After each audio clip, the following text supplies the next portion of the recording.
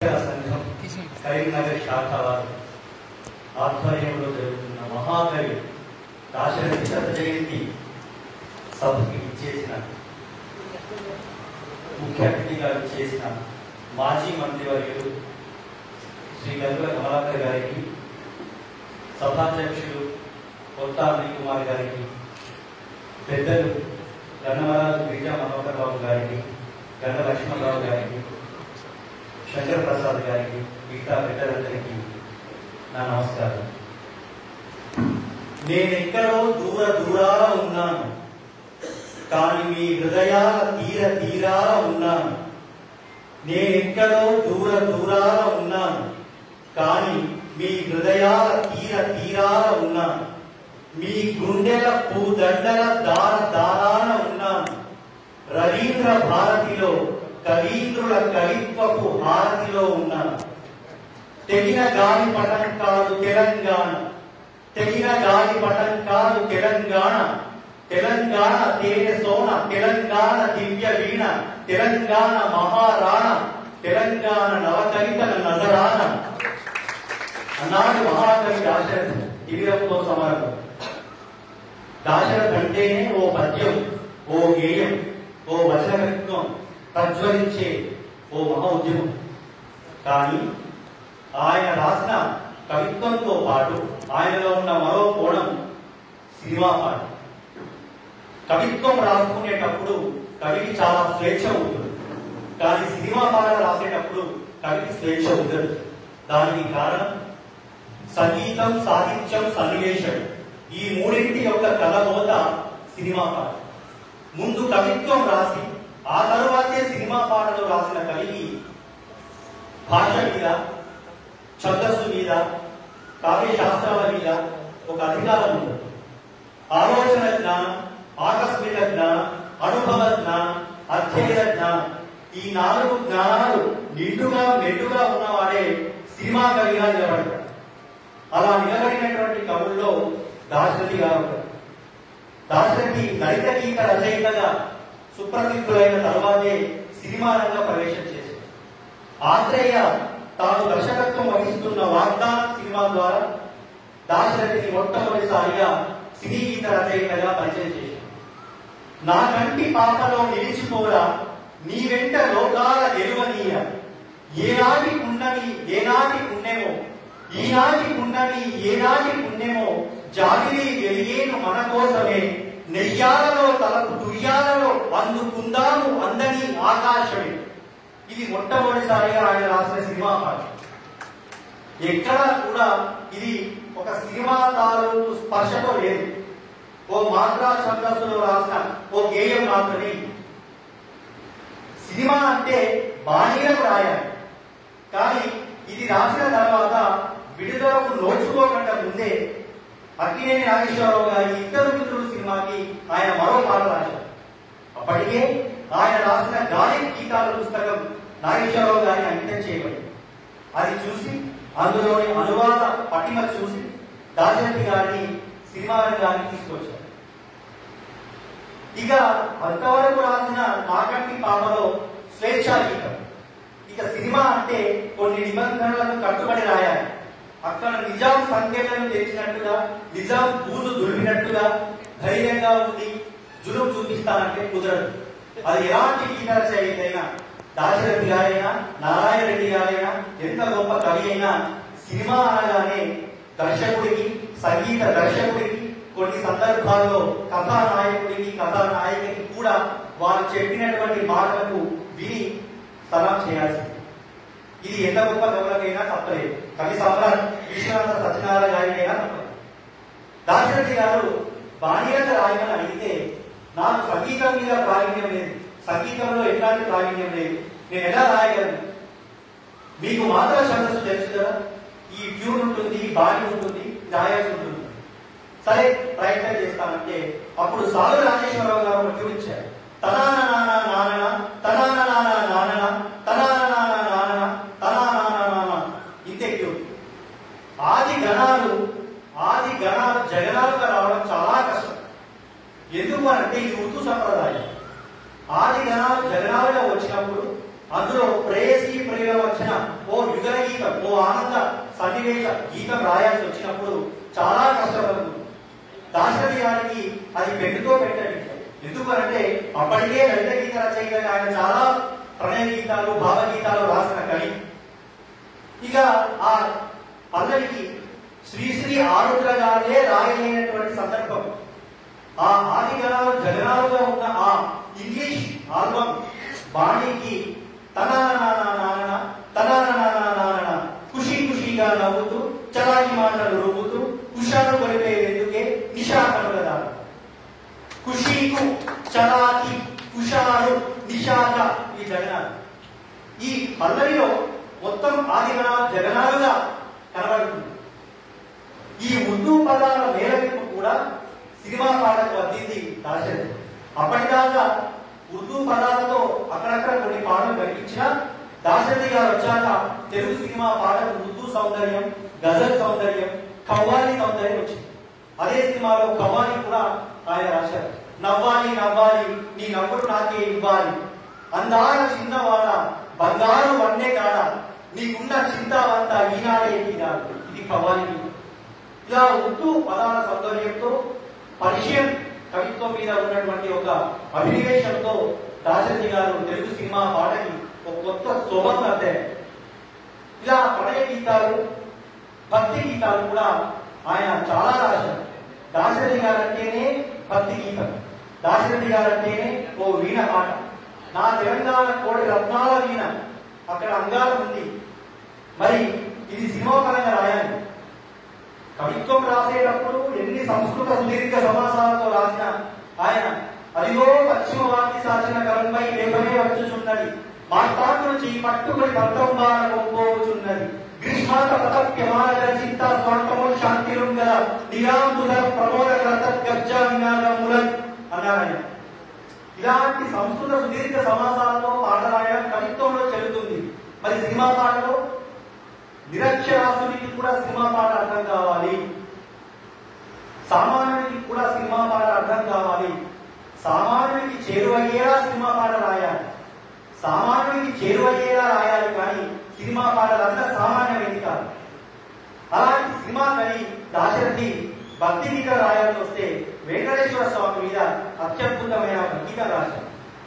Routine గా మమ్ము బ్రోవు, మమ్ము కాపాడు, మమ్ము దయచూడు ఇలాంటి రొటీన్ గీతాలు వద్దని దర్శకుడి యొక్క నిబంధన మేరకు ఆయన రఘురాజన్ సినిమాలో నడిరేయి ఏ జామునో స్వామి నిలుజేర దిగివచ్చును, తిరుమల శిఖరాలు దిగివచ్చును, మముగన్న మాయమ్మ అలివేలు మంగమ్మ పతిదేవు ఒడిలోన మురిసేటి వేళ, స్వామి చిరునవ్వు వెన్నెలలు కురిసేటి వేళ. ఏంటండి ఇలా రాశారు? శ్రీ వైష్ణవ సంప్రదాయం మాది.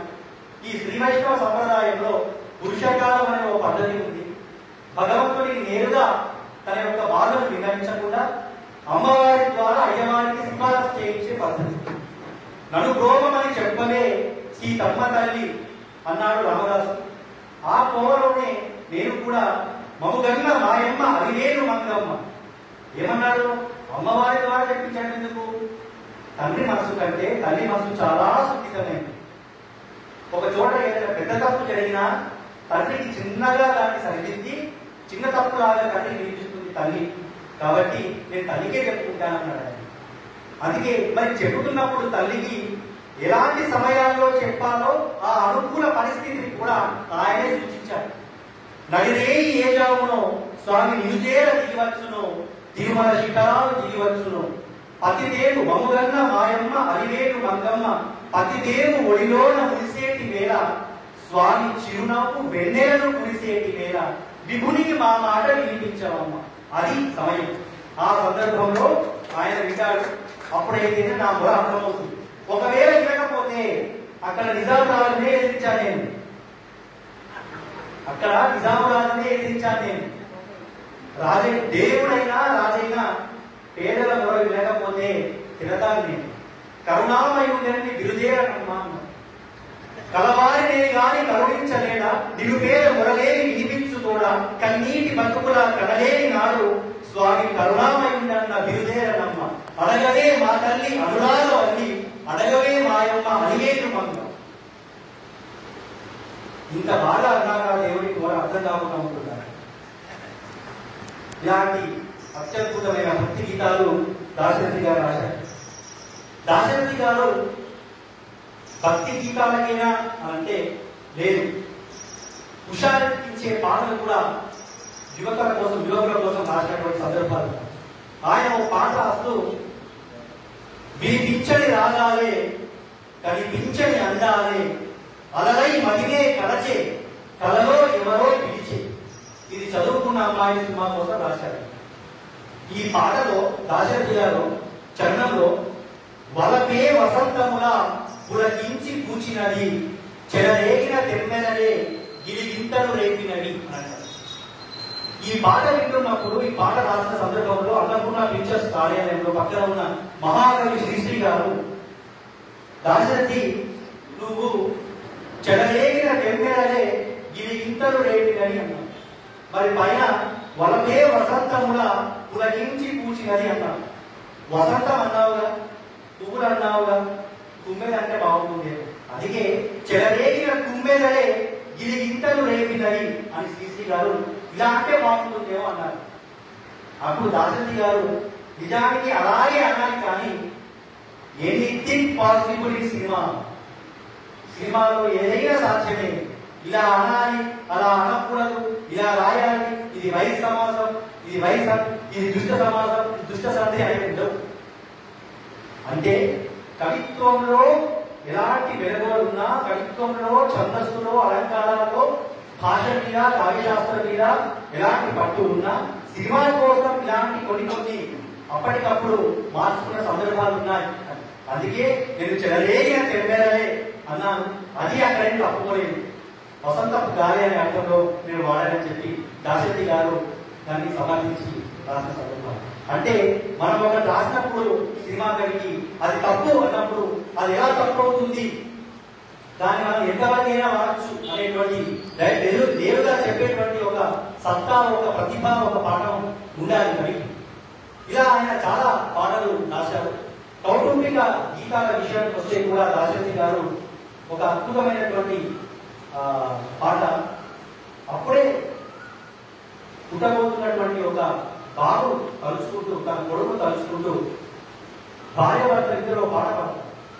ఆ పాటలో దాశరథి గారు చిన్నారి పొన్నారి పువ్వు విరబూసి నవ్వు మన ఇంటి పొదరింటి పువ్వు నిన్ను చూసి నన్ను చూసి నవ్వు అన్నారు. చరణంలో ఏ చింత ఏవంత లేని పసివాడి నిజమైన మౌని అన్నారు. దాశరథి గారు దీని అర్థం ఏంటి? దర్శకుడు అంటే పసివాడికి ఎలాంటి బాధ్యతలు ఉండవు, ఎలాంటి బరువులు ఉండవు, ఎలాంటి కష్టాలు ఉండవు. కాబట్టి అతడే ఋషిలాగా ఏ బాధ్యత లేకుండా ప్రశాంతంగా సన్యాసంలో ఉంటాడు, ప్రశాంతంగా ఉంటాడనే గుణంలో వాడాను. మరి మౌని అంటే చాలా ఓల్డ్ అయిపోతుందేమో అన్నారు దర్శకుడు. ఇది 1964 నాటి సంగీతం. మరి మార్చాలన్న పల్లవి బాగుందన్నప్పుడు, చరణం బాగాలేదన్నప్పుడు, అక్కడ ప్రశంస పొందినప్పుడు ఇక్కడ మార్చాలి అన్నప్పుడు ఎంత గొప్ప కవి అయినా మార్చాలి. అప్పటికప్పుడే బాణీకి ఆకస్మిక జ్ఞానం ఉంటుంది. అప్పటికప్పుడే బాణీకి అదే లెన్స్ మిస్ అవ్వకుండా పోకుండా ఏ చింత ఏవంత లేని పసివాడి నిజమైన మౌని పసివాడు పలికేటి మాట ముత్యాల రతనాల మూట.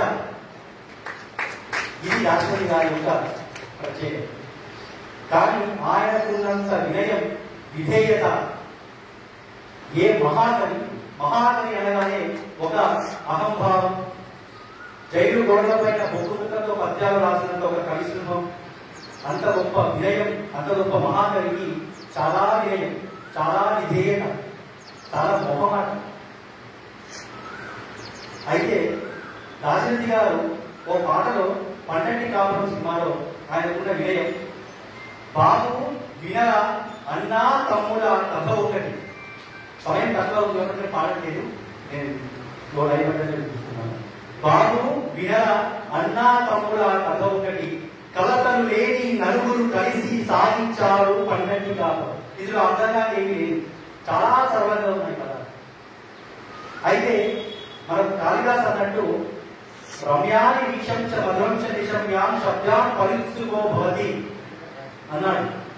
కాళిదాసు దృష్టిలో మధురమైన శబ్దాలే కవిత్వానికి కావాలి, అలాంటివే కవిత్వానికి ఉపయోగపడతాయి. కానీ ఎలాంటి పదాలనైనా మధురంగా మలుచుకునే తీరు సినిమా కవి కావాలి, ఉండాలి. దాశరథి గారు సరళంగా ఒక్క మాటపై ఎప్పుడు నిలిచాడు, ఒక్క మాటపై కలిసి నడిచాడు. అన్నకు తమ్ముడంటే అనురాగమే, అన్నకు తమ్ముడంటే అనుబంధమే అని రాసి చరణంలో చివరగా ఆయన వినే చూడండి. అన్న మనసులో ఉన్నవి ఎన్నో కోరికలు, తమ్ముళ్ళకి జరగాలి పెళ్లి పేరంటారు అని రాసి ఇచ్చేసి ఘంటసాల గారు పాడి రికార్డింగ్ అయిన తర్వాత అది రికార్డింగ్ అయ్యి బయటకు విడుదలైతున్న సందర్భంలో అప్పుడు దాశరథి గారికి ఆలోచన వచ్చి తప్పు జరిగింది, నేను తప్పు రాశాను అని నేరుగా సినిమా టీం మొత్తం ముందుకు వెళ్ళి ఒప్పుకున్న సందర్భం. ఏ తప్పు జరిగింది? అన్న మనసులో ఉన్నవి ఎన్నో కోరికలు, తమ్ముళ్ళకి జరగాలి పెళ్లి పేరంటారు. పేరంటాం స్త్రీ విశేషం. నేను తమ్ముళ్ళకి జరగాలి పెళ్లి పేరంటారు రాశాను. తప్పు కదా, మార్చితే బాగుంటుంది. రికార్డింగ్ అయిపోయింది, బయటకు విడుదలైపోతుంది, మార్చడం కుదరదు. నన్ను తప్పు అనుకుంటారు, నా మీద చాలా అభిప్రాయం ఉంటుంది వాళ్ళకి, దయచేసి మార్చండి అని చెప్పి ఆయన మొదలుపెట్టుకున్న సందర్భం. కానీ అప్పటికే సినిమా అంతా పూర్తయిపోయిన సందర్భంలో అది మళ్ళీ మార్చడం కుదరలేదు. కానీ దాశరథి గారు రాసిన తప్పు కాదు, అది ఒప్పే అన్నారు దర్శకుడు. ఇక్కడ అది ఆయన వినయం, ఒక మహాకవి ఉండేటువంటి లక్ష్యం. ఇలా దాశరథి గారు చాలా అత్యద్భుతమైనటువంటి గీతాలు, విషాద గీతాలు కూడా చాలా బాగా. మంటలు రేపే నెలరాజా ఈ తుంటరి కనము నీకేలా, వరపులు రేపే వీరులారా ఈ శిలపై రాగిన పలని, ఆకాశానికి అంతుంది నా ఆవేదనకు అంతేది, మేఘములో నా వెలుగుంది నా జీవితమందున వెలుగే. బాధలో ఉన్నవాడికి ఓ ప్రేమ, ఓ సంతోషం దరిచేసినప్పుడు అవేమి వద్దనుకొని నా జీవితం అంతా విషాదమే అంటూ ఒక వైరాగ్యంతో పాడుతున్న సందర్భం. మదిలో శాంతి లేనప్పుడు ఈ మనిషిని దేవుడు చేశాడు, సుఖము శాంతి ఆనందం నా నొసటన రాయటం మనిషాడు. అతడికే మదిలో శాంతి లేనప్పుడు నన్ను చేశాడు, ఇంకా నాటిక శాంతి ఏంటి, నాటిక సంతోషం ఏంటి అంటూ ఒక కథానాయకుని పరంగా సినిమా పరంగా రాసినటువంటి పాట. అయినా దాశరథి గారు రాసిన ప్రతి పాట వింటే ఇది దాశరథి గారు నా కోసమే రాశారా అన్నంత అద్భుతంగా ఉంటుంది. చివరగా ఒక్క విషయం చెప్పి నేను ముగిస్తాను. దాశరథి గారు ఔచిత్యం బాగా తెలిసిన సినీకవి. సందర్భానికి తగ్గట్టుగా ఎలా రాయాలి, అలవోటగా అర్థమయ్యేలా ఎలా మలుచుకోవాలి, అవమానించినప్పుడు ఎలా తాశపడాలి, గౌరవించినప్పుడు ఎలా స్వీకరించాలి బాగా తెలిసినట్టు.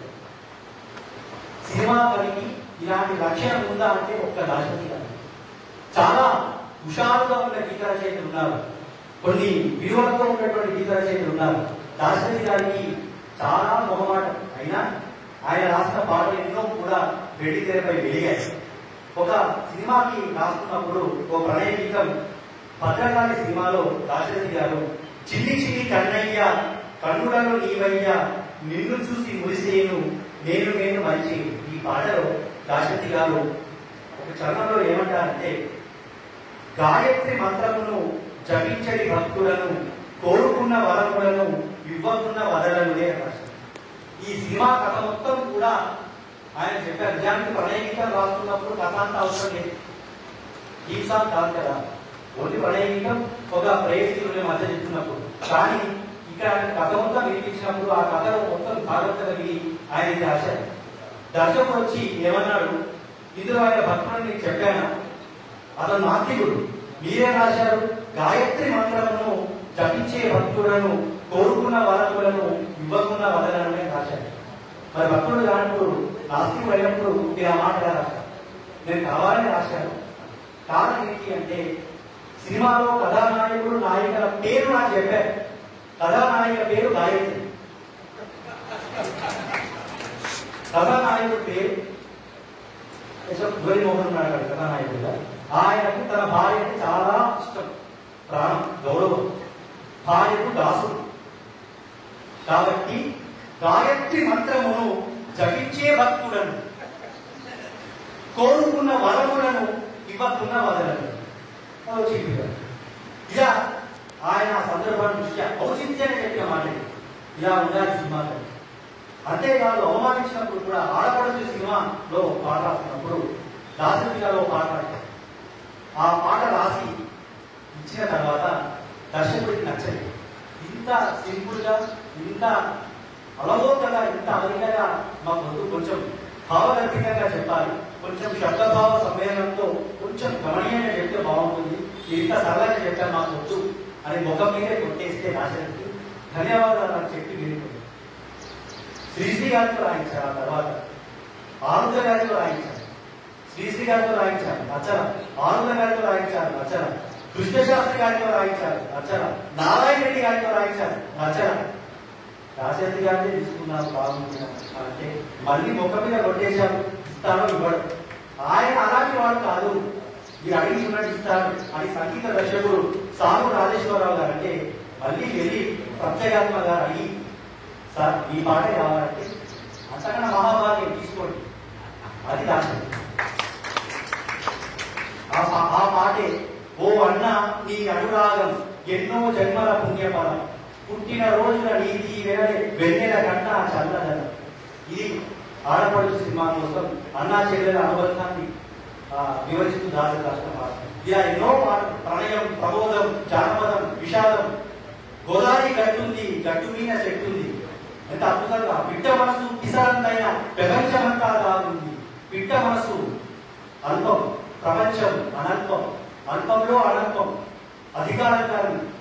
ఒక సినిమా పాటలో ఛందస్సు, అలంకారం, శబ్దభావ సౌందర్యం, భాషాభావాలు వగైరా వగైరా కావ్యశాస్త్రం అంతా ఉంది అంటే ఎందుకు లేదు, ఉంది. సినిమా పాటను కూడా పాఠ్య గ్రంథాల్లో పెట్టేంత సత్తా ఉంది. 100 పుస్తకాలలో సమానం ఒక సినిమా పాట. చాలా మందికి సులువుగా, సరళంగా, చేరువగా వెళ్ళేటువంటి ఒక మహత్తర శక్తి సినిమా పాటకు ఉంది అని ఈ కవులు నిరూపించారు, దాశరథి గారు నిరూపించారు. అలాంటి మహాకవి శత జయంతి జరుపుకుంటున్నాము. నాకు అవకాశం ఇచ్చినందుకు తెలంగాణ రచయిత సంఘం వారికి ధన్యవాదాలు తెలియజేస్తున్నాను.